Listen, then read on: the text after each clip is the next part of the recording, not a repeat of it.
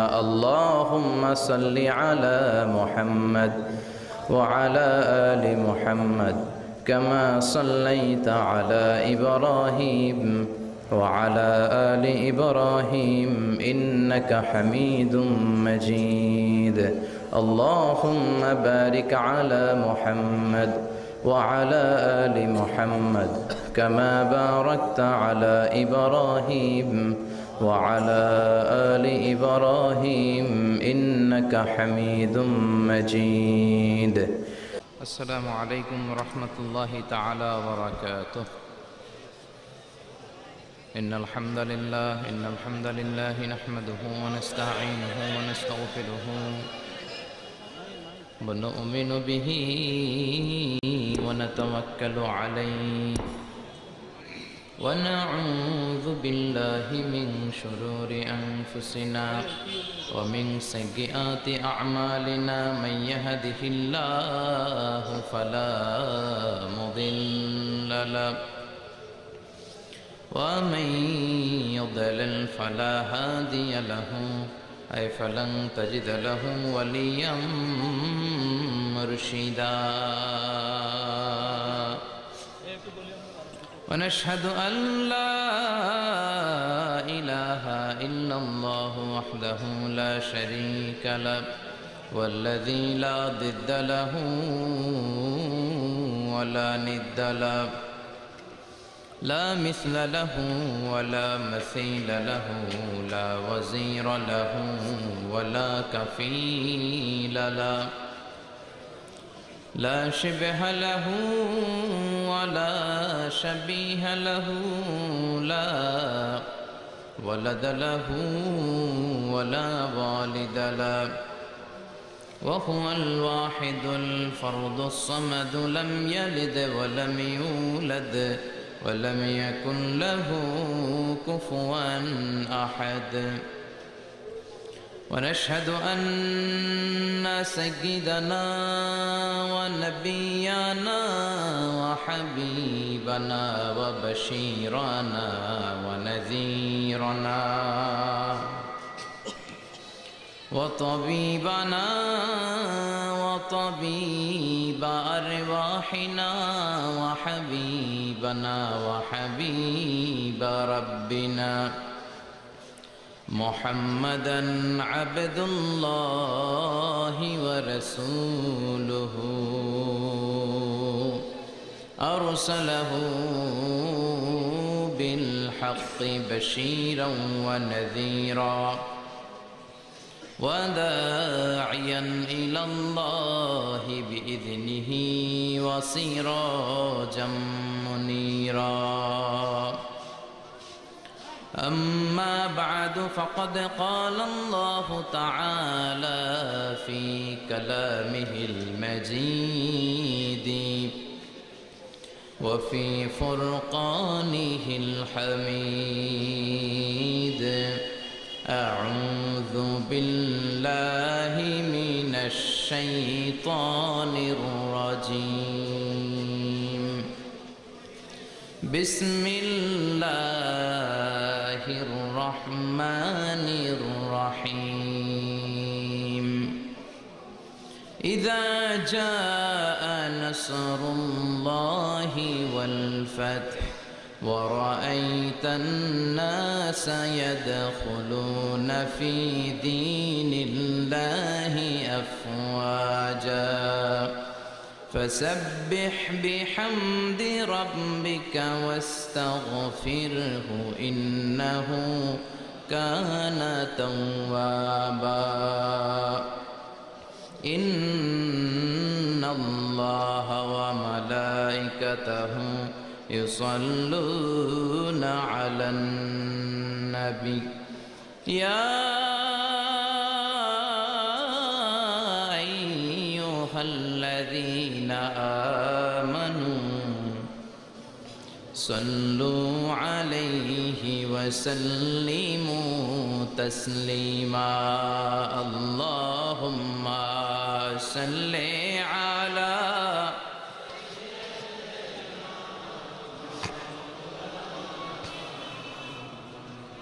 وعلى آل سيدنا مولانا محمد তাহাজ্জুদের জায়নামাজে মরণ দিও প্রভু আমায় একামতে দিনের কাজে কবুল করে নিও আমায় তাহাজ্জুদের জায়নামাজে মরণ দিও প্রভু আমায় একামতে দিনের কাজে কবুল করে নিও আমায় আল্লাহুম্মা সাল্লি আলা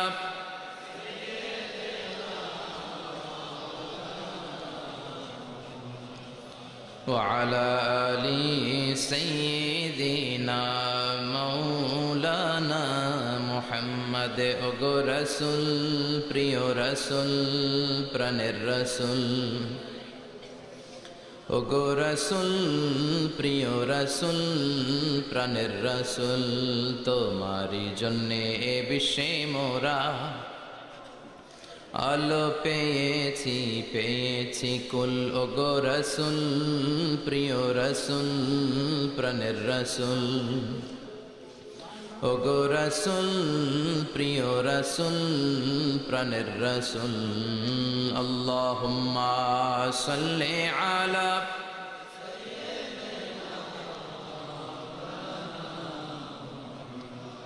وعلى آل سيدنا مولانا محمد لا إله إلا الله لا إله إلا الله جر لا إله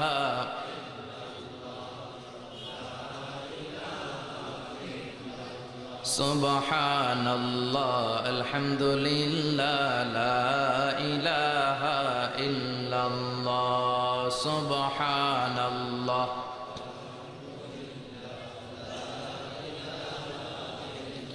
আল্লাহ নামের জিকির করবে যারা আল্লাহর কাছে প্রিয় তারা আল্লাহর কাছে প্রিয় যারা জান্নাতে প্রবেশ করবে তারা জোরে লা ইলাহা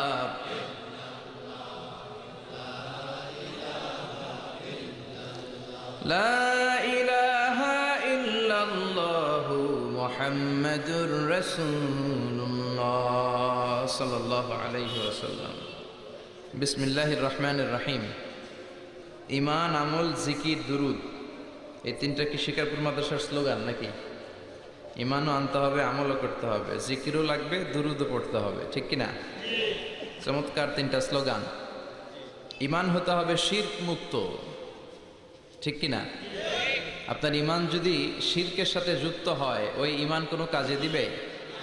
জোরে বলেন। হাদিসে কুদসিতে আল্লাহ তাআলা বললেন, গোলাম ইয়া ইবাদি লাউ আতাইতানি বিকরাবিল আরদি খাতায়া, কিয়ামতের দিন যদি পাহাড় পরিমাণ গুনাহ, জমিন পরিমাণ গুনাহ নিয়ে আমার কাছে তুমি হাজির হয়ে যাও, আর ওই গুনার ভেতরে যদি শিরকের গুনাহ না থাকে, তাহলে আমি আল্লাহ পাহাড় পরিমাণ দয়া আর ক্ষমা নিয়ে তোমার কাছে হাজির হয়ে যাব। এজন্য ইমান হতে হবে শিরক মুক্ত, শিরক থাকতে পারবে না। চিল্লা এখন ঠিক কিনা? এই শিরকটা বড় ভয়ঙ্কর, এটা এইডসের চেয়েও ভয়ঙ্কর, ক্যান্সারের চেয়েও ভয়ঙ্কর। ক্যান্সারের অ্যান্সার আছে, শিরকের কোনো অ্যান্সার নাই।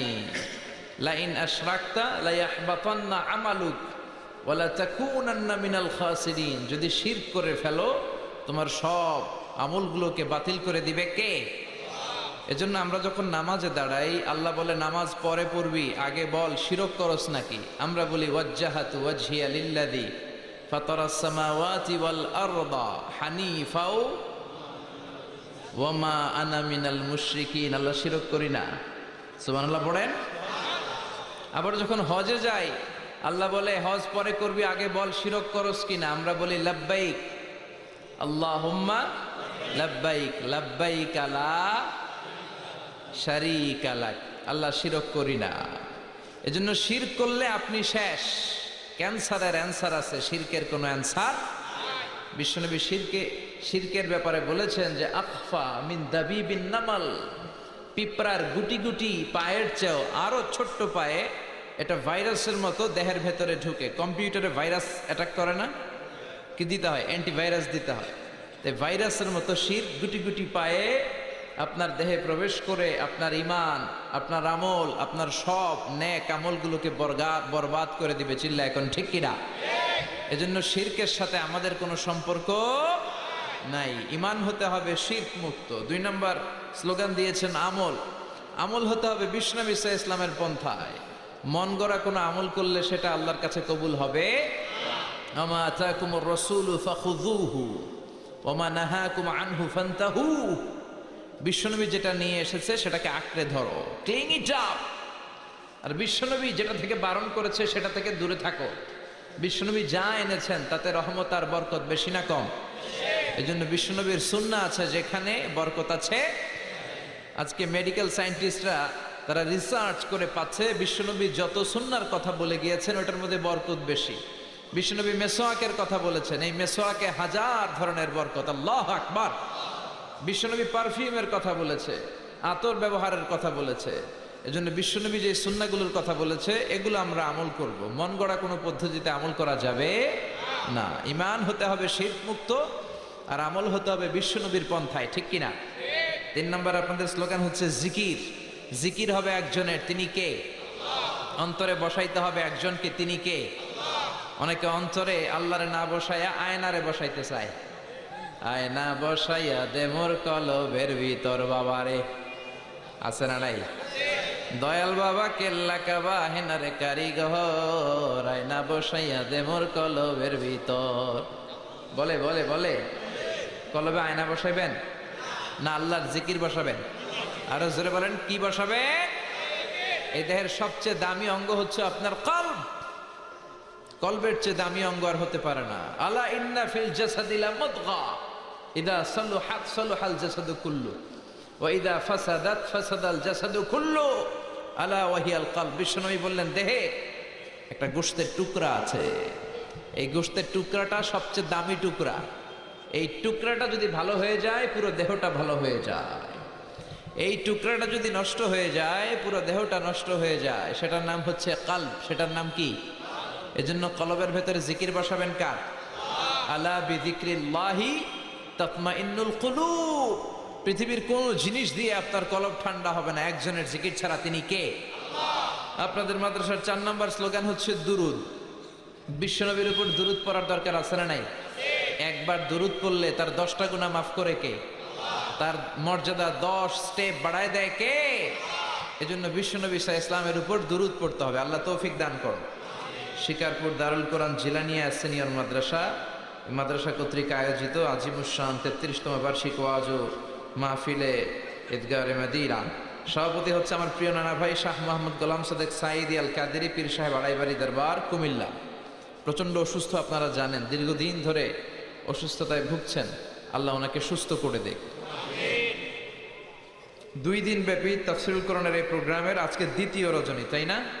অনেক রাত পর্যন্ত আপনারা বসে আছেন। আমার আগে কথা বলেছে হযরতুল আল্লাহ বিশিষ্ট আলেমুদ্দিন মুফতি আনম মাইনুদ্দিন সিরাজি সাহেব, সাবেক অধ্যক্ষ চান্দিনা আলামিন কামিল মাদ্রাসা। কথা বলেছেন ডক্টর আবুল কালাম আজাদ বাশার সাহেব। যারাই কথা বলেছে নিঃসন্দেহে কোরআন সুন্নাহর আলোকে বলেছে। ঠিক কিনা? কোরআন সুন্নাহ আছে যেখানে আমরা আছি, ভণ্ডামি আছে যেখানে আমরা যাব না। দো দিল বান্দা কালমা চোর, না পায় শ্মশান না পায় ঘোর, দিন থাকিতে আয়রে পথে ছাইড়া দে ভণ্ডামি। ভণ্ডামি ভণ্ডামি ভণ্ডামি ছাইড়া দে ভণ্ডামি। ঠিক কিনা? ভণ্ডামি আছে না নাই? মাজার নিয়ে ব্যবসায়ী দেশে আছে না নাই?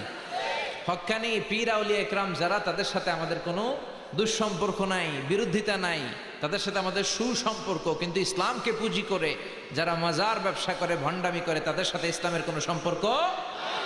নামাজ কালাম পড়ে না, ইবলিশ শয়তানের নানা, ধর্মের একখান খুঁটি ধইরা কয়দিন করবা হয়রানি।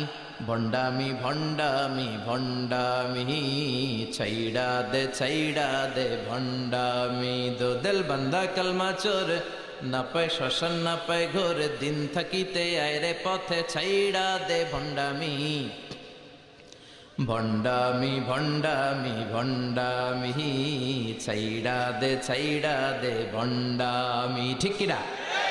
এই ভণ্ডামি বাংলাদেশে আছে না নাই? লাল সালু নীল সালু আছে না নাই? মাজারের উপরে মশারি আছে না নাই? কত বড় ডাকাত মাজারে মশারি দেয়, দেখবেন ওর বাপেরে মশাই খায়, ওর মায়েরে মশাই খায়, ওর বাপেরে ওর মারে ও রেখে দিয়ে আসছে বৃদ্ধাশ্রমে। চিল্লায় বলেন ঠিক কিনা? ছেলে আমার মস্ত মানুষ মস্ত অফিসার, মস্ত ফ্ল্যাটে যায় না দেখা এ পারে ও পার, নানান রকম জিনিস আর আসবাব দামি দামি, সবচেয়ে কম দামি ছিলাম একে মাত্র আমি। ছেলের আবার আমার প্রতি অগাধ সম্ভ্রম, আমার ঠিকানা তাই বৃদ্ধাশ্রম। ঠিক কিনা?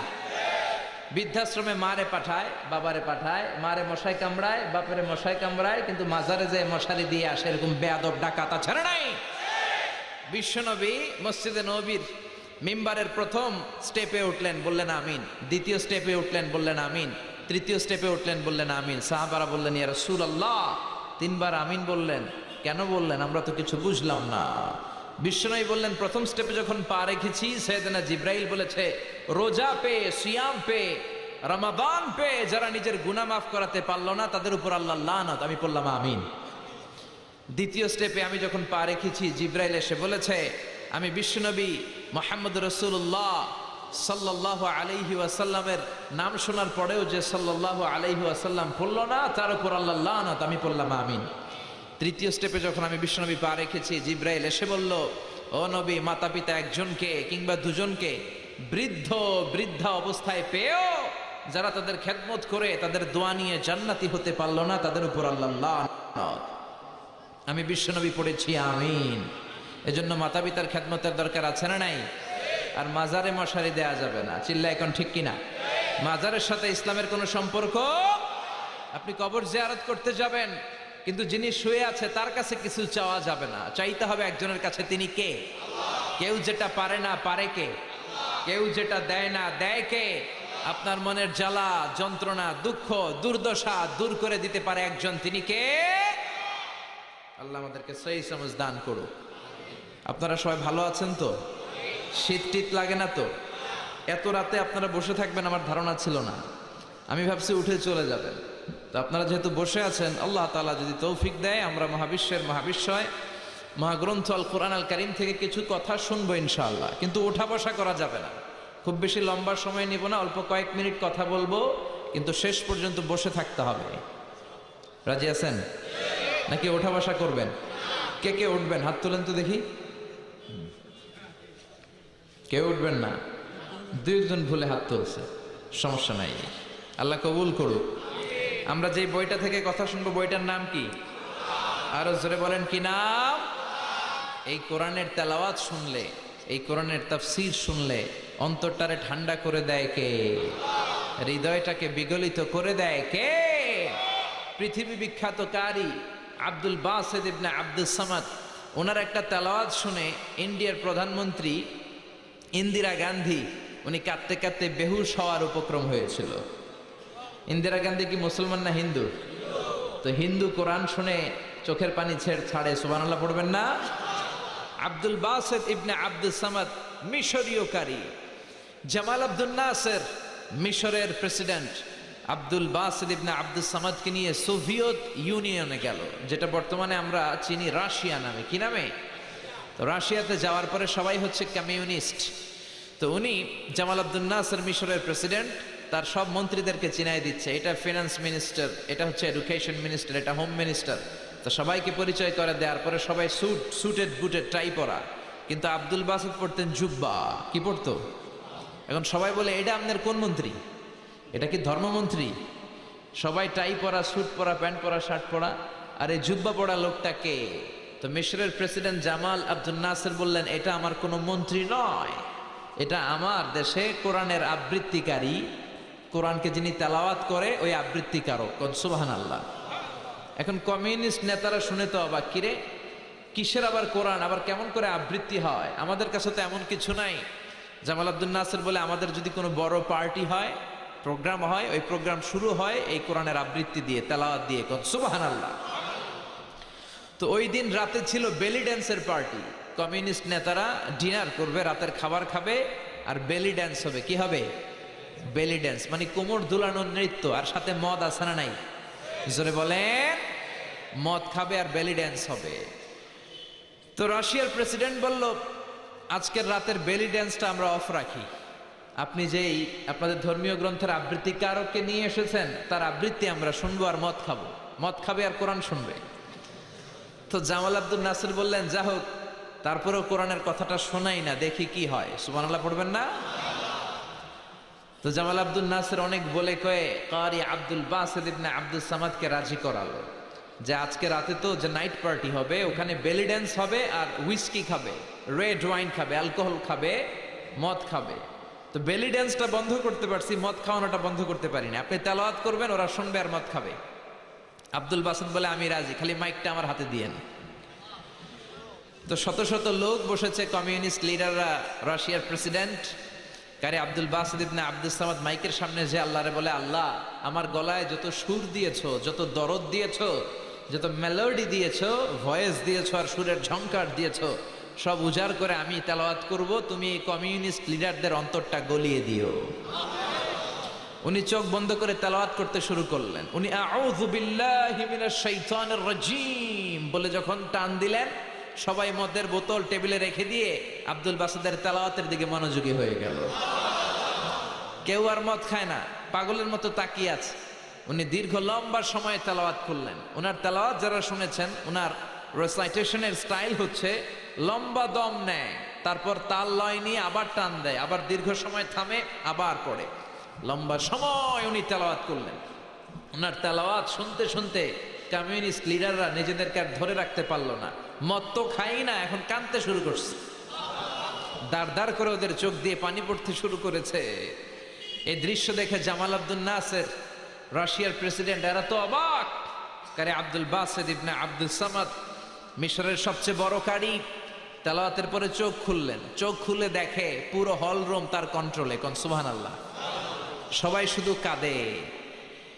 মিশরের প্রেসিডেন্ট জামাল আব্দুল নাসির কমিউনিস্ট লিডারদেরকে বললেন, ও যে তেলাওয়াত করছে আপনারা কিছু বুঝছেন? কয় না, কিছু বুঝি নাই। তো কাঁদলেন কেন? তারা বলতে শুরু করলো, আমাদের অন্তরে অনেক জ্বালা, আমাদের অন্তরে অনেক যন্ত্রণা, দুঃখ, কষ্ট, এগুলোকে ভুলে থাকার জন্য আমরা রাতে মদ খাই আর বেলি ড্যান্স দেখি। কিন্তু আজকে তোমার এই আবৃত্তিকারকের তেলাওয়াত শুনে আমাদের হৃদয়ে যত জ্বালা ছিল সব দূর হয়ে গিয়েছে। আমাদের হৃদয়টা, কলিজাটা ঠান্ডা হয়ে গিয়েছে। আমরা অর্থ বুঝি না, এর মানে বুঝি না, কিন্তু মনের অজান্তেই চোখ দিয়ে পানি নামতে শুরু করেছে। ওই আল্লাহর কোরআন আজও আসরা নাই? ওই কোরআনকে আমরা ক্ষমতায় বসাতে চাই কি চাই না? কোরআনের আইন দিয়ে দেশ চলুক, সমাজ চলুক, গোটা বিশ্বে কোরআনের পতাকা পতপত করে উড়ুক, আমরা চাই কি চাই না? কারা কারা চাই? দুহাত উঁচু করে আল্লাহর দেখায়।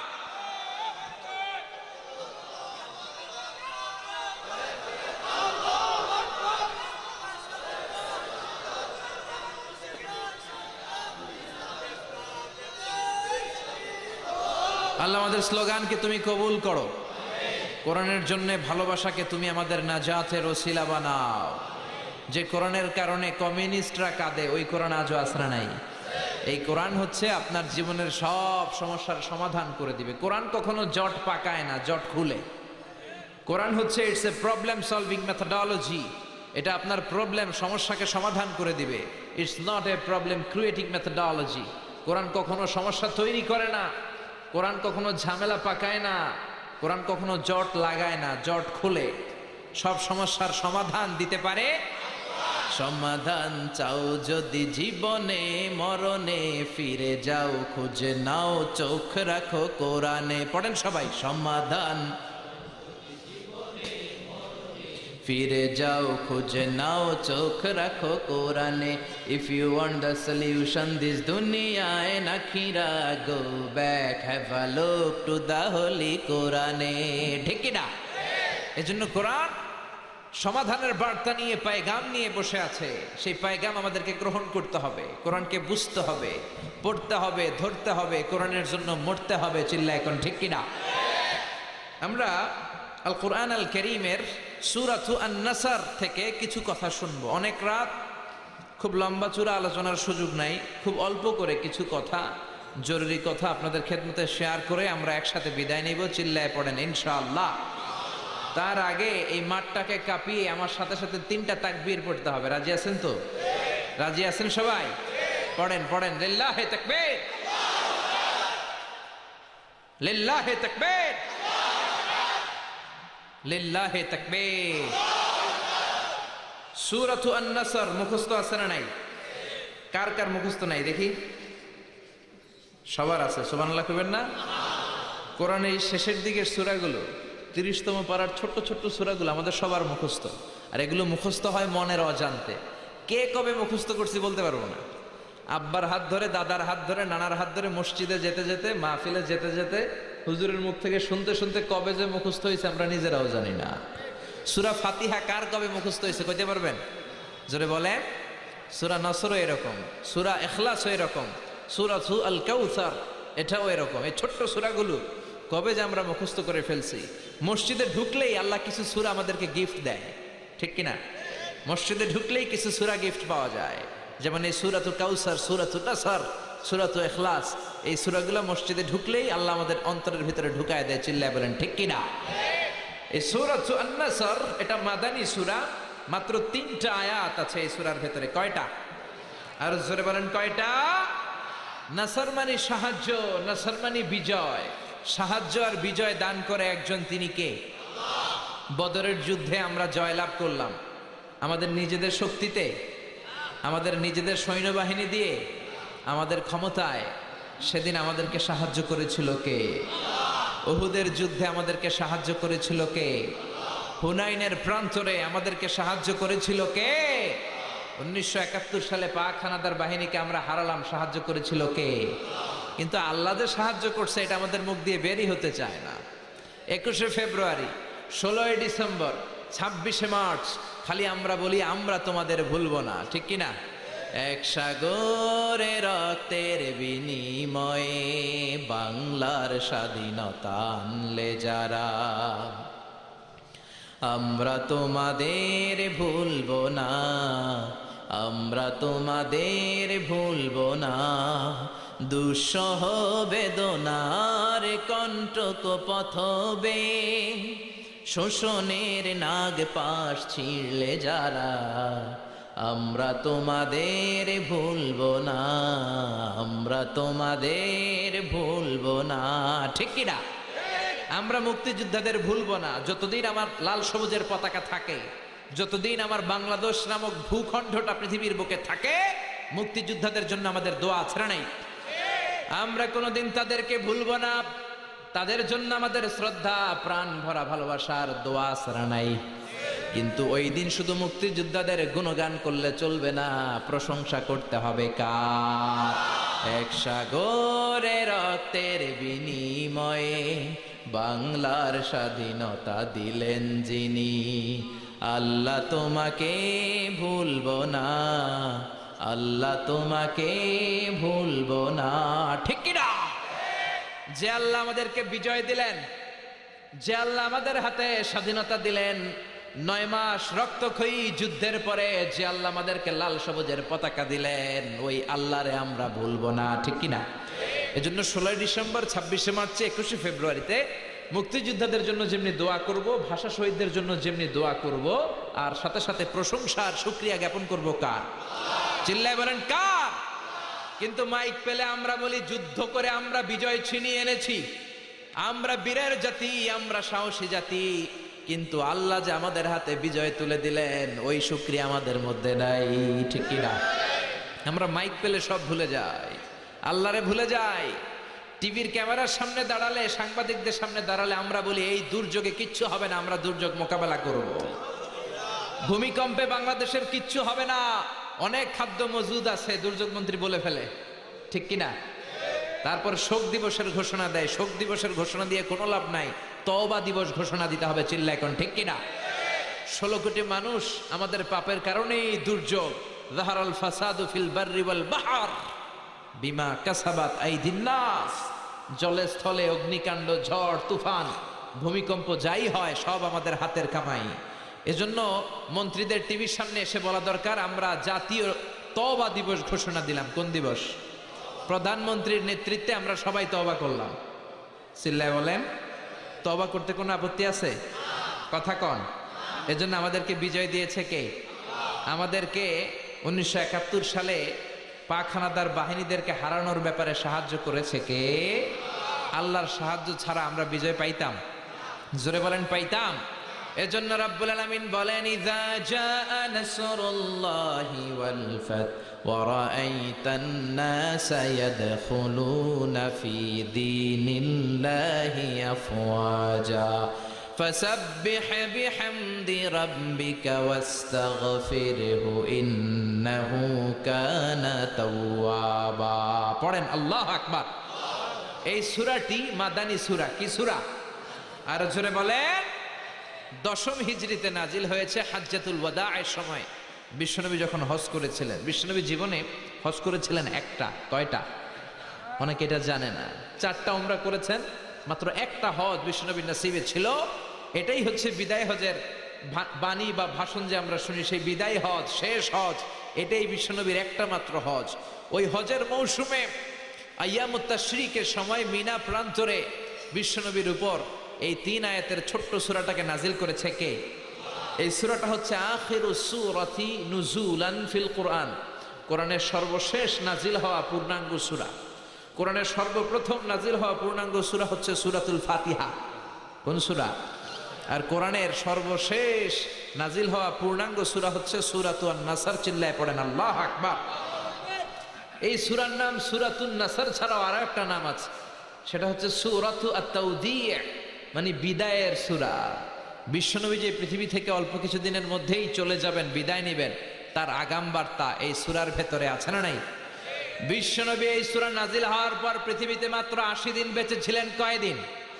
কোন বর্ণনা এসেছে বিশ্বনবী এই সূরা নাজিলের পর মাত্র 90 দিন, 3 মাস বেঁচে ছিলেন। এজন্য সূরা নাজিলের পর বিশ্বনবী বলতেন, ওয়াকাদ নুঈতু ইলা নাফসি, আমার মনে হয় আমি আর বাঁচব না।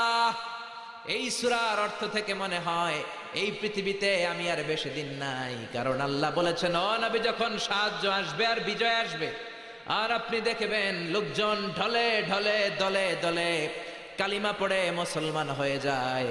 পৃথিবীর সবাই যদি কালিমা পড়ে মুসলমান হয়ে যায়, তার মানে বিশ্বনবীর দাওয়াতি মিশন কমপ্লিট। ঠিক কি না? বিশ্বনবীর যেই পায়গাম, যে মিশন দিয়ে আর যে ভিশন দিয়ে আল্লাহ পাঠিয়েছে, ওই ভিশন কমপ্লিট। বিশ্বনবীর আর পৃথিবীতে থাকার দরকার নাই। চিল্লা এখন ঠিক কিনা? এই কথা শুনে বিশ্বনবীর কন্যা, কলিজার টুকরা, নয়নের পুতুলি সাইয়্যিদাতুনা ফাতিমা রাদিয়াল্লাহু তাআলা আনহা ফাবাকাত, কাঁদতে শুরু করলেন। বিশ্বনবী বললেন, ইসবিরি ইয়া ফাতিমা, ধৈর্য ধরো ফাতেমা, কান্না করো না, কেননা ফা ইন্নাকি আউয়ালু আহলি বাইতি লিহাকান বি, এই পৃথিবী থেকে চলে যাওয়ার পরে সর্বপ্রথম আমার পরিবারের সদস্যদের মধ্য থেকে তুমি আমার সাথে সাক্ষাৎ করবে রে ফাতেমা। বিশ্বনবী মাত্র এই সূরা নাজিলের পর কয়দিন বেঁচে ছিলেন? 80 দিন।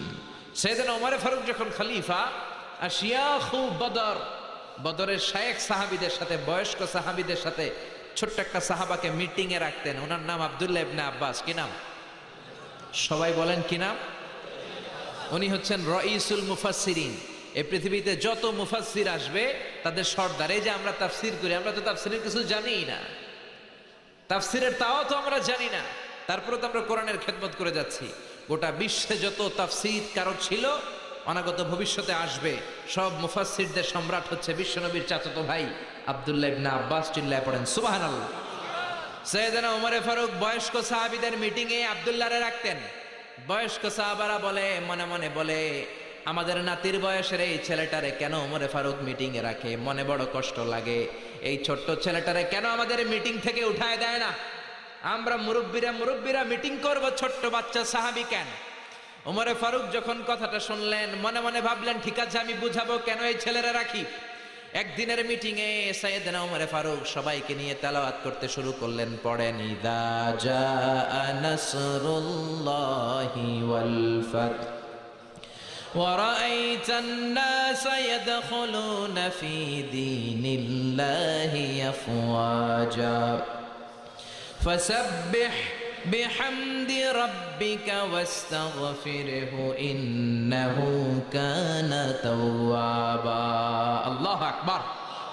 এই সূরা তেলাওয়াত করে সাইয়েদনা ওমর ফারুক এক বয়স্ক সাহাবীরে বললেন, ও বয়স্ক শিয়াখ বাদার, এই সূরা থেকে কি বুঝেছেন বলেন? সাহাবী বলে, আমি বুঝেছি বিজয় দিতে পারে একজন, তিনি কে? আল্লাহ। ওমর ফারুক বলে, হয় নাই।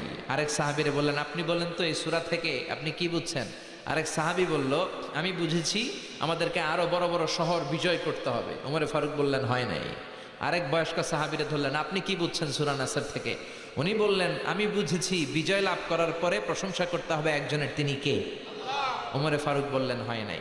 পেছনে বসে আছে ছোট্ট আব্দুল্লাহ ইবনে আব্বাস, ডেকে পাঠালেন, আব্দুল্লাহ সামনে আসো, তুমি কি বুঝেছো?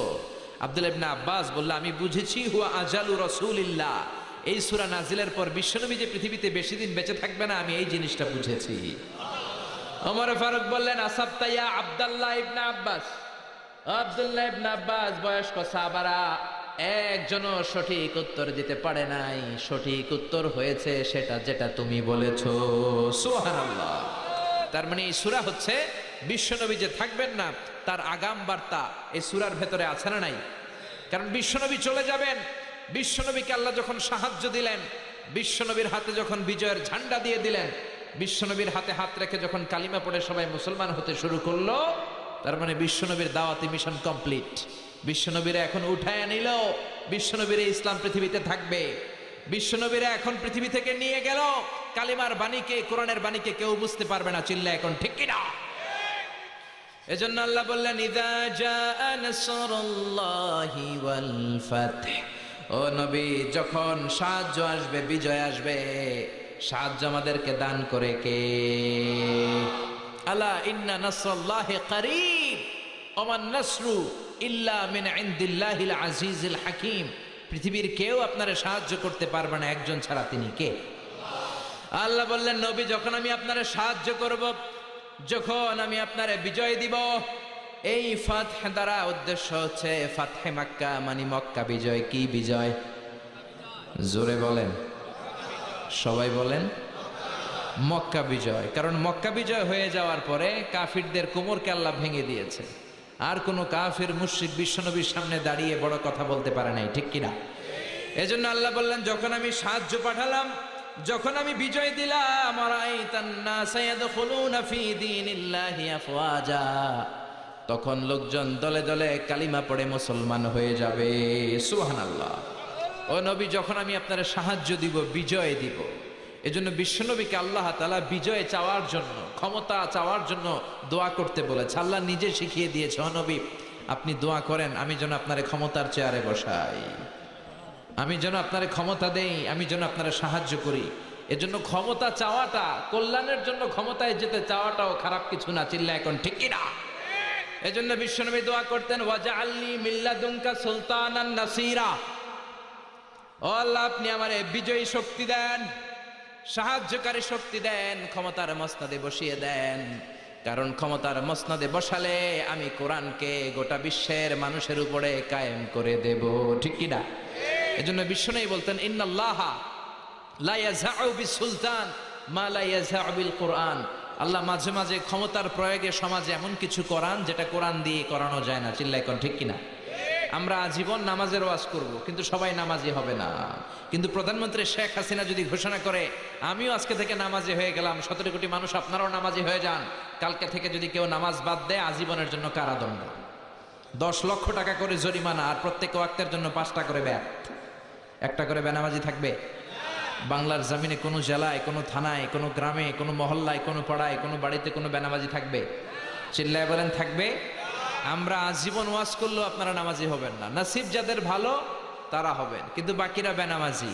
তার মানে সবকিছু ওয়াজ দিয়ে হয় না। মাইরের দরকার আছে না নাই? ক্ষমতার দরকার আছে না নাই? ও মিয়া, বড় বড় আল্লাহর ওলিরা, আলেম ওলামারা বাংলার জমিনে সুদের বিরুদ্ধে ওয়াজ করেছে, মদের বিরুদ্ধে ওয়াজ করেছে, আমরাও করব, কিন্তু আজ মদ আছে না নাই? জোরে বলেন। খতিব ওবায়দুল হক সাহেব কত বড় খতিব ছিল বাইতুল মুকাররমের, উনি সুদের বিরুদ্ধে মদের বিরুদ্ধে ওয়াজ করতে করতে মরে গেলেন, কিন্তু মদ মরে নাই, সুদ মরে নাই।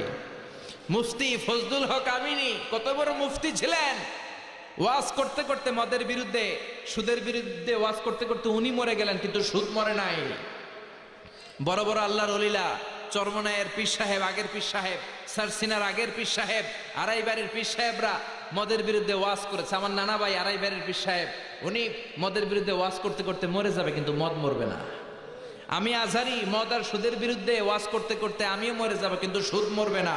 কারণ আইন প্রতিষ্ঠা করে যেটাকে সমাজে চালু করা হয়, ওইটা ওয়াজে মরে না, ওইটা আরেকটা আইন দিয়ে দমন করতে হয়। চিল্লায় বলেন ঠিক কিনা? এজন্য কোরআনের পক্ষে আইন বানানোর জন্য মসনদে, সংসদে কোরআন ঢুকানোর দরকার আছে না নাই? ওয়াজ দিয়ে সুদ মরে না, মদ মরে না। মদ মারতে হলে কোরআনকে মসনদে বসাতে হবে। এজন্য বিশ্বনবী বললেন, ওয়াজআলনি মিন লাদুনকা সুলতানান নাসীরা, ও আল্লাহ আপনি আমারে ক্ষমতা দেন, যাতে ক্ষমতা পেয়ে কোরআনের রাজকে আমি সমাজে চালু করে দিতে পারি। ঠিক কি না? এজন্য আল্লাহ বললেন, ওয়ারাআইতান নাসা ইয়াদখুলুনা ফি দীনিল্লাহি আফওয়াজা, ও নবী আপনি দেখবেন, আপনারা যখন আমি ক্ষমতার মসনদে বসাবো, ক্ষমতার চেয়ারে বসাবো, আর ওই ক্ষমতা দিয়ে যখন আপনি কোরআনকে এস্টাবলিশ করবেন, লোকজন দলে দলে ঢলে ঢলে বাঁধ ভাঙা জোয়ারের মতো কালিমা পড়ে পড়ে সবাই মুসলমান হয়ে যাবে। ঠিক কিনা? কোরআনের এই অগ্রযাত্রা, ইসলামের এই অগ্রযাত্রা পৃথিবীর কেউ ঠেকাতে পারবে? কোনো জেল, জরিমানা, রক্তচক্ষুর ভয় দেখিয়ে কোরআনের আওয়াজকে থামানো যায়? কোরআনের আওয়াজকে থামানো যাবে? কোরআনের ব্যাপারটা একেবারেই ভিন্ন। এটারে থামাইতে গেলে এটা লাফায় ওঠে, এটারে বন্ধ করতে চাইলে এটা হুঙ্কার দিয়ে গর্জে উঠে। চিল্লা এখন ঠিক কিনা? কোরআনের আওয়াজকে বন্ধ করা যায় না, কোরআনের এই শিক্ষাকে বন্ধ করে দেয়া যাবে না। এক জায়গায় আপনি কোরআনকে বন্ধ করতে চাইবেন, কোরআনকে স্তব্ধ করতে চাইবেন, অন্যান্য জায়গায় কোরআন গর্জে উঠবে। চিল্লা এখন ঠিক কিনা? এজন্য ঢলে ঢলে বানের পানির মতো লোকজন কালিমা পড়ে মুসলমান হতে শুরু করেছে। এই নিউজগুলো আমরা অনেকে জানি না। ইউরোপে, আমেরিকাতে প্রতিদিন স্ট্রিট দাওয়া হয়, কলেজ দাওয়া হয়, রাস্তায় রাস্তায় দাঈরা কালিমার দাওয়াত দিয়ে খ্রিস্টানদেরকে, হিন্দুদেরকে, ইহুদিদেরকে কালিমা পড়ায় মুসলমান বানায় ফেলছে। হাজার হাজার লোক ইসলামের সুশীতল ছায়াতলের নিচে চলে আসছে, কিন্তু এগুলো সিএনএন এ কভার হয় না, কেবল নিউজ নেটওয়ার্কে এগুলো পাবেন না, বিবিসিতে, ব্রিটিশ ব্রডকাস্টিং কর্পোরেশনে এগুলো আসে না। কারণ এগুলো আসলে গোটা বিশ্বে একটা তোলপাড় তৈরি হয়ে যাবে। এগুলো আসে না, এই নিউজগুলো আমরা শুনতে পাই না। বানের পানির মতো, বাঁধ ভাঙা জোয়ারের মতো লোকজন ইউরোপে, আমেরিকাতে কালিমা পড়ে মুসলমান হচ্ছে। খ্রিস্টানদের এখন সবচেয়ে বড় চিন্তা, who is this Muhammad, what is this Quran, what is this Islam? কি এই ইসলাম, কে এই মুহাম্মদ, কি এই কোরআন? বিশ্বনবীর নাম লিখে তারা অনলাইনে সার্চ করে। দে search by writing Muhammad, then they find a big biography of the last messenger.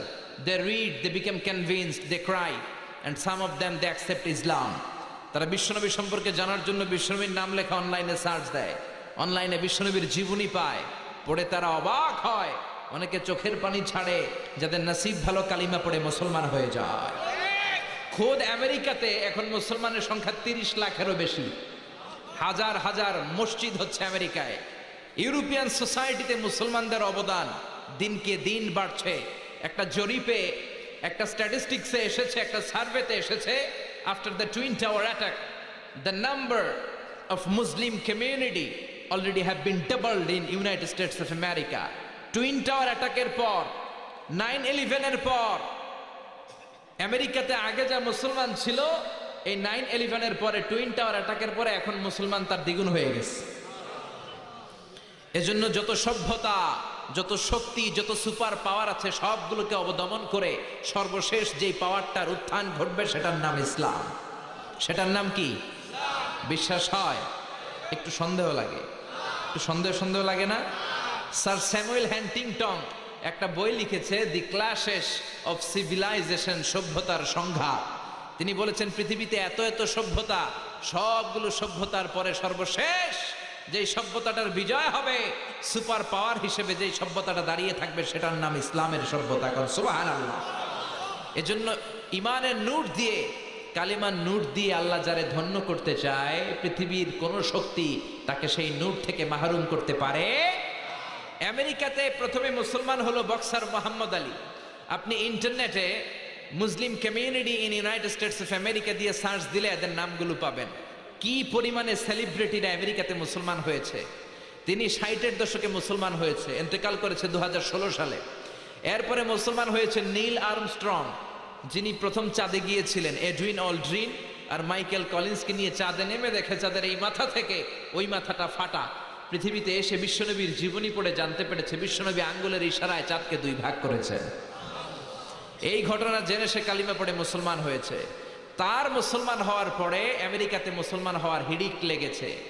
দলে দলে সেলিব্রিটিরা কালিমা পড়তে লাগলো। মুসলমান হলো ফ্রান্সের বিখ্যাত সার্জন ডক্টর মরিস বুকায়েলি। ফ্রান্স তার বাড়ি, তার মানে ইউরোপে, পুরো ইউরোপ কেঁপে গেল। তিনি তার নাম রেখেছেন কনভার্টেড মুসলিম হিসেবে সুলাইমান।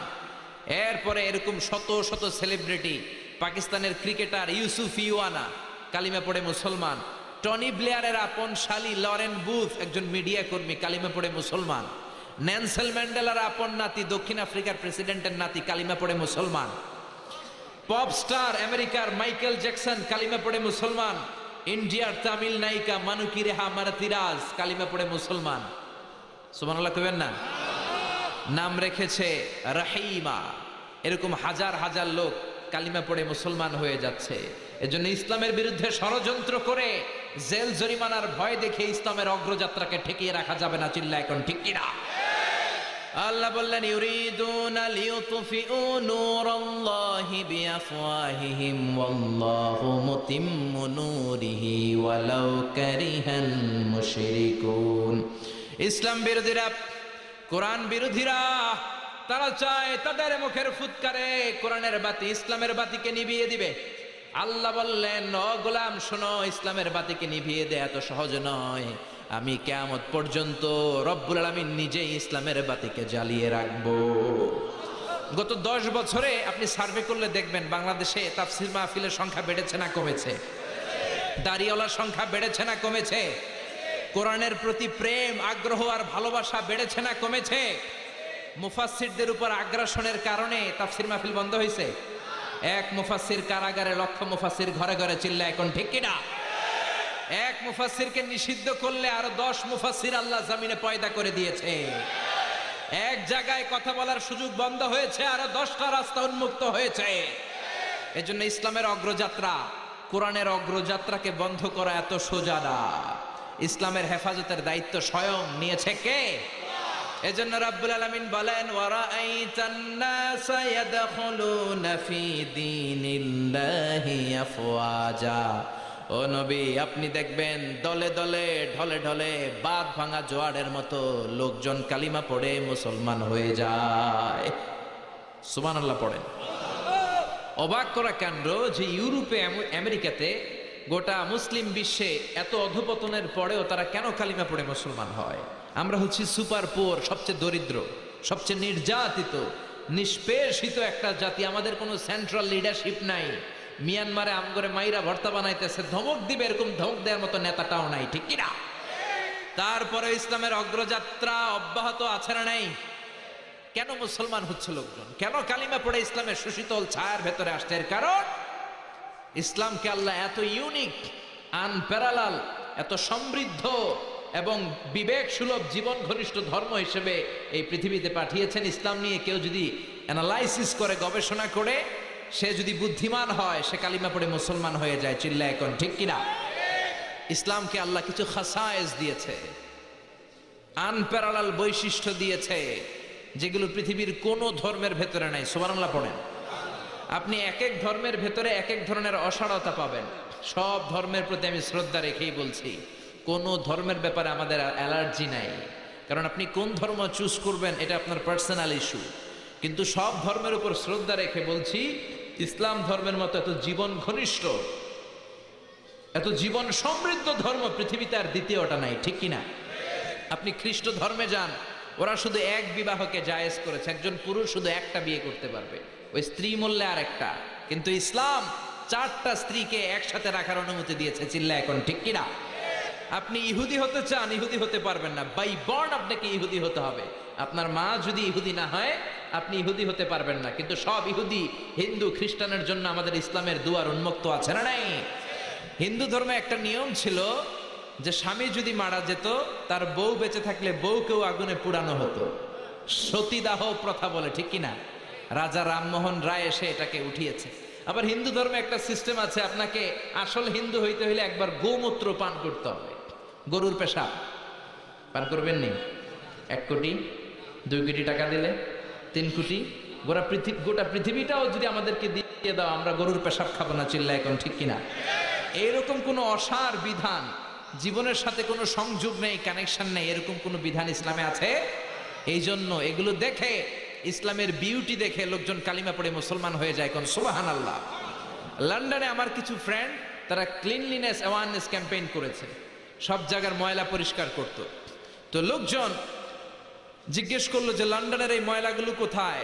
সবাই বলল কিছু যুবক ছেলে ময়লা পরিষ্কার করে। তারা যেয়ে দেখলো যুবকগুলো কথা বলে না, মুখে মাস্ক আর গেঞ্জির মধ্যে লেখা মুহাম্মদ সাল্লাল্লাহু। দেখেন, কথা না বলেও শুধু একটা শব্দ দিয়েও দাওয়াতি কাজ করা যায় কি যায় না? চিল্লায় বলেন।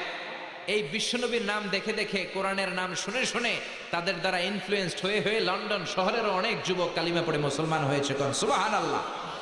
এজন্য রব্বুল আলামিন বলেন, ইসলামকে আমি এমন ভাবে নীতি সমৃদ্ধ করেছি, আহকাম সমৃদ্ধ করেছি, ইসলাম ছাড়া পৃথিবীর অন্য কোন ধর্মে এত সৌন্দর্য নাই। সুবহানাল্লাহ।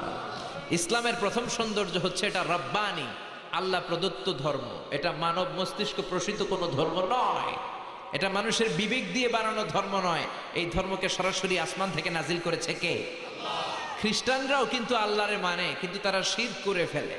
এজন্য যারা বিদেশে যাওয়ার জন্য ডলার কিনেছিলেন, দেখবেন ডলারের পেছনে লেখা ইন গড উই ট্রাস্ট, আমরা গডে বিশ্বাসী। খ্রিস্টানরা কিন্তু নাস্তিক না।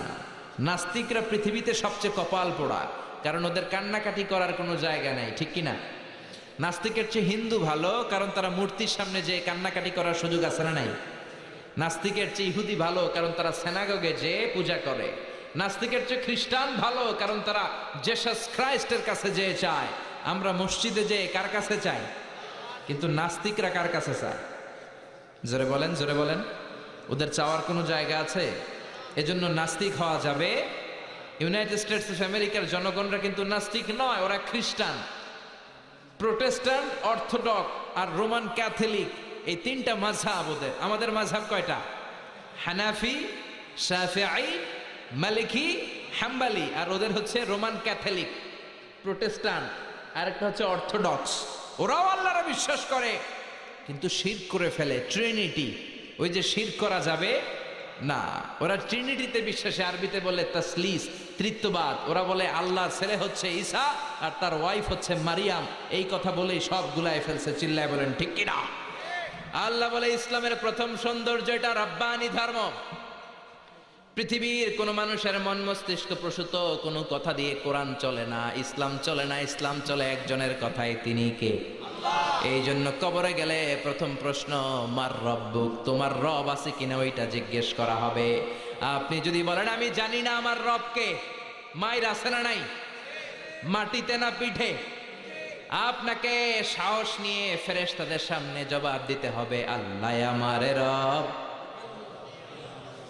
জোরে, আল্লাহ আমার রব, এই রবি আমার সব। দমে দমে তনু মনে তারি অনুভব।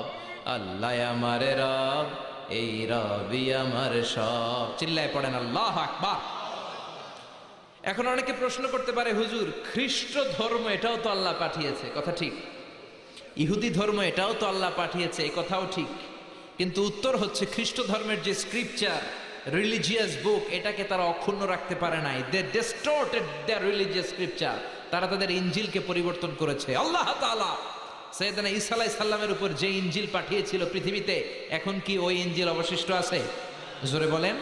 কিচ্ছু অবশিষ্ট নেই। আমি নিজে ইনজিল পড়েছি, আমি ধর্মতত্ত্বের ছাত্র। আল আজহার ইউনিভার্সিটিতে ম্যাথিউ, লুক, গসপেল বাইবেলের শ্লোকগুলো আমাদেরকে পড়তে হয়েছে। আল্লাহ তাওরাত কিতাব পাঠিয়েছিলেন তুর পাহাড়ের উপর সাইয়েদনা মুসার কাছে। ওই তুর পাহাড়েও আমি 2 বার উঠেছি। ইহুদিবাদও আল্লাহ পাঠিয়েছে, খ্রিস্টবাদও আল্লাহ পাঠিয়েছে, কিন্তু তাদের কিতাব তাওরাত আর ইনজিল তারা আল্লাহর পাঠানো কিতাবের মতো রাখে নাই। যার যেমন মন চায় ওইরকম কথা ঢুকিয়েছে। চিল্লা এখন ঠিক কিনা? কিন্তু 1500 বছরের ব্যবধানে আল্লাহর কোরআনের 6666 আয়াতের একটা আয়াতেরও পরিবর্তন ঘটেছে? একটা জেড জবরের কোনো পরিবর্তন হয়েছে? একটা অক্ষরের কোনো পরিবর্তন হয়েছে? কোনোদিন পরিবর্তন হবে? পৃথিবীর সব কোরআনগুলোকে একসাথে স্তূপ করে আপনি যদি আগুন জ্বালিয়ে দেন তাহলে মনে হয় পৃথিবীতে আর কোরআন থাকবে না? থাকবে? থাকবে। আমার হাফেজদের কলিজায় কোরআন আছে না নাই? যদি আগুন লেগে ধ্বংস হয়ে যায়, ধ্বংস হয়ে যায়, যদি আগুন লেগে যায় পুড়ে যায় পৃথিবীর সব বইয়ের দোকান, বিশ্ব থেকে হারাবে না পবিত্র কোরআন, বিশ্ব থেকে হারাবে না পবিত্র কোরআন। পড়েন আল্লাহু আকবার। এজন্য আগুন জ্বালিয়ে দিয়ে পৃথিবীর থেকে কোরআনকে নিশ্চিহ্ন করে দেয়া যাবে না। আমাদের হাফেজ ভাইদের সেনার ভেতরে, কলিজার ভেতরে কোরআনের আয়াতগুলোকে সংরক্ষিত করে দিয়েছে কে? এজন্য এই ধর্মের ইউনিকনেস হচ্ছে আল্লাহ স্বয়ং নিজেই এই ধর্মের যে কিতাব কোরআনকে হেফাজত করছে, এই ধর্মকে হেফাজত করছে। তাই পৃথিবীর কোনো শক্তি বা অপশক্তি কিংবা পরাশক্তি ইসলামের কিচ্ছু করতে পারবে না। চিল্লা এখন ঠিক কিনা? এই ধর্মের দ্বিতীয় ইউনিকনেস হচ্ছে আল ইনসানিয়া, এটা মানবতার ধর্ম। ইসলাম বলে সবার উপরে মানুষ সত্য, তাহার উপরে নাই। চিল্লায় পড়েন আল্লাহু আকবার। আবার রব্বুল আলামিন বললেন ওয়ালাকাদ কাররামনা বানি আদম, আমি বনি আদমকে আশরাফুল মাখলুকাত বানিয়ে সম্মান দিয়েছি। ফামান শাআ ফালইউমিন ওয়া মান শাআ ফালইয়াকফুর, যার মন চায় কালিমা পড়বা, যার মন চায় কালিমা পড়বা না, কোনো জোরাজুরি, লা ইকরাহা ফিদ্দিন। বিশ্বনবী যখন কোন এলাকায় যেতেন 3টা প্রস্তাব দিতেন। এক হচ্ছে আসলিম তাসলাম, কালিমা পড়ো, শান্তিতে রাখবে কে? কালিমা পড়বা না, খ্রিস্টান থেকে যাবা, থাকো, আমাদেরকে ট্যাক্স দিবা, আমরা তোমাদেরকে নিরাপত্তা দিব। কালিমাও পড়বো না, খ্রিস্টান থেকে ট্যাক্সও দিবা না, তাহলে আমার তলোয়ার তোমাদের আর আমার মাঝে ফায়সালা করে দিবে। চিল্লায় বলেন ঠিক কিনা? এজন্য ইসলাম হলো মানবতার ধর্ম। বিশ্বনবী একটা লাশ দেখে দাঁড়ায় গেলেন। সাহাবী বললেন ইন্নাহু ইয়াহুদি। ও নবী, আপনি দাঁড়ায় গেলেন কেন? লাশটা তো মুসলমানের লাশ নয়, ইহুদির লাশ। কার লাশ? জোরে বলেন। ও নবী, এটা তো ইহুদির লাশ, আপনি দাঁড়াইলেন যে? বিশ্বনবী বললেন আওয়ালাইসাত নাফসান, এটা কি মানুষ না? এটা ইহুদি হোক, এটা খ্রিস্টান হোক, এটা বৌদ্ধ হোক, এটা তো মানুষ। আমি মানুষকে সেলিউট করেছি, আমি মানুষকে সম্মান দিয়েছি। চিল্লায় বলেন আল্লাহু আকবার। এজন্য এই ধর্মটা হচ্ছে ইনসানিয়ার ধর্ম, মানবতার ধর্ম। 3 নম্বরে এই ধর্মটা হচ্ছে দ্বীনুন শামিল, দ্বীনুন কামিল। আপনার গোটা জীবনে যা যা দরকার সব কিছু কোরআনের ভেতরে দিয়ে দিয়েছে কে? কোরআনের শুরু থেকে শেষ পর্যন্ত যদি আপনি রিসার্চ করেন, আপনি দেখবেন আপনার জীবনের এমন কোনো অঙ্গন নাই যে অঙ্গনের ব্যাপারে আপনারে আল্লাহ পাক কিছু বলে নাই, সব বলে দিয়েছে। এজন্য ইসলামকে খণ্ডিত করে মানা যায় না, মানলে পুরোটাই মানতে হয়। আপনি যদি বলেন 114টা সূরার 110টা মানি, 4টা মানি না, মুমিন না কাফের? মানলে আপনার সব মানতে হবে। 6666 আয়াত, আপনি বললেন 6665টা মানি, কয়টা মানি না? মুমিন না কাফের? মুমিন না কাফের? অনেকে বলে আমরা সুবিধাজনক কথাগুলা মানি, কঠিন কথা মানি না। এরকম কথা যারা বলে মুমিন না কাফের? সুন্নাত নয় শুধু সুমধুর আলাপ, আর সুন্নাত হলো হুঙ্কার গর্জন। ঠিক কিনা? আপনি মিষ্টি মিষ্টি আলাপ করলেন, অন্যায়ের প্রতিবাদ করলেন না, হুঙ্কার দিলেন না, আপনি কি মুমিন না কাফের?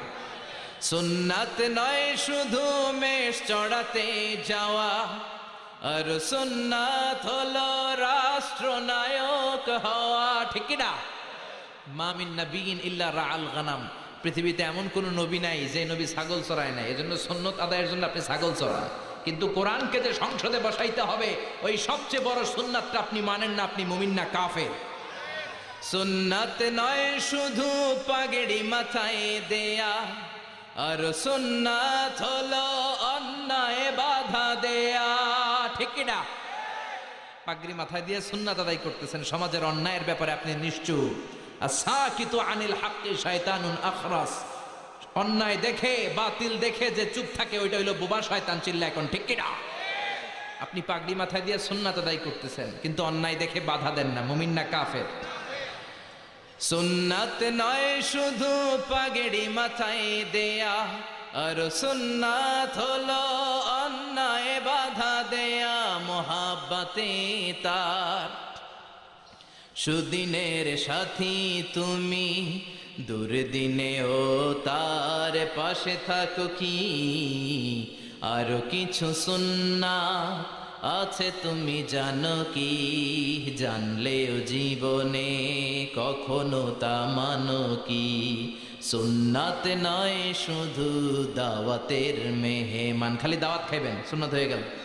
হ্যাঁ, সুন্নাত নয় শুধু খাওয়া শেষে মধুপান, মিলাদের পর গরম গরম জিলাপি, সুন্নত শেষ নাকি? আরো কিছু সুন্নাত আছে তুমি জানো কি? জানলেও জীবনে কখনো তা মানো কি? চিল্লায় বলেন ঠিক কিনা? এজন্য রব্বুল আলামিন বলেন, গোলাম মানলে পুরোটাই মানবা, তাইলে তোমারে পাক্কা মুমিন বানায় দিবে কে? এই ইসলামের আরেকটা অনন্য বৈশিষ্ট্য হচ্ছে ইসলাম মানা সোজা। ইসলাম মানা কঠিন না সহজ? ইসলামের যত নিয়ম আপনার সাথে স্যুট করবে, আপনার সাথে ম্যাচ করবে, আপনার সাথে যাবে না, স্যুট করে না, ম্যাচ করে না, এমন কোন নিয়ম আল্লাহ দেয় নাই। সুবহানাল্লাহ।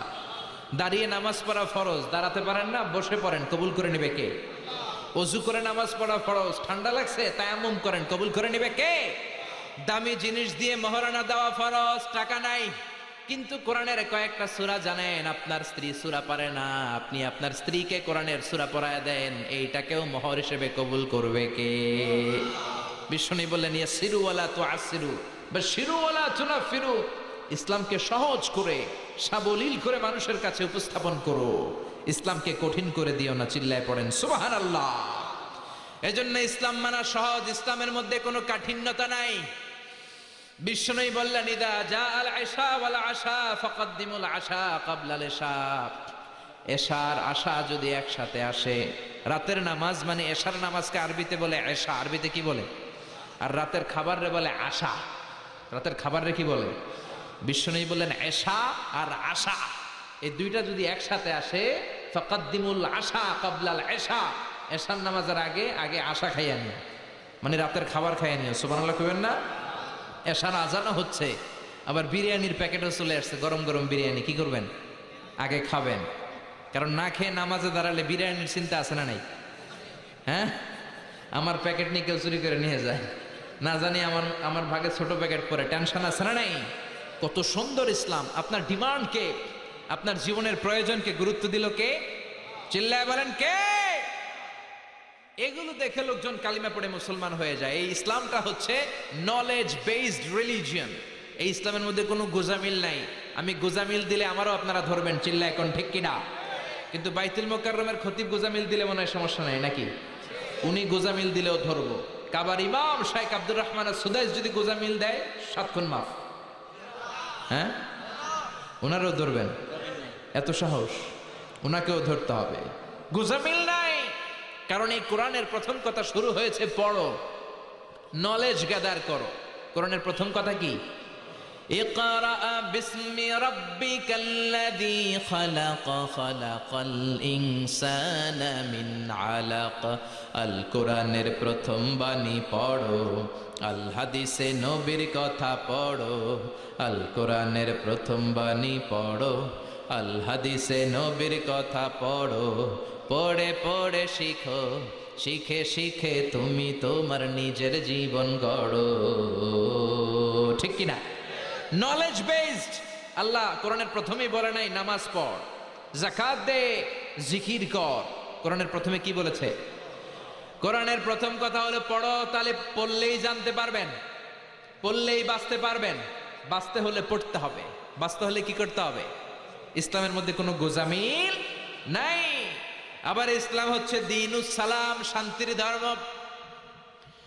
বিশ্বনবী যখন কোন রাজা বাদশাদের কাছে তাওহীদের দাওয়াত দিতেন, ইসলামের দাওয়াত দিতেন, প্রথম কথা থাকতো আসলিম তাসলাম, ইসলাম মানো তোমাদেরকে শান্তি দিবে কে। এজন্য ইসলামের গ্রিটিংস, সম্বোধন পদ্ধতি, কারোর সাথে দেখা হলে আমরা এই শান্তির পয়গাম পৌঁছাই। শান্তির পয়গাম হচ্ছে সালাম। শান্তির পয়গাম কি?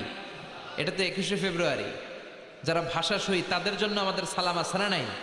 সালাম সালাম হাজারে সালাম, সকল শহীদ স্মরণে আমার হৃদয় রেখে যেতে চাই তাদের স্মৃতির চরণে। পড়ে না আমিন?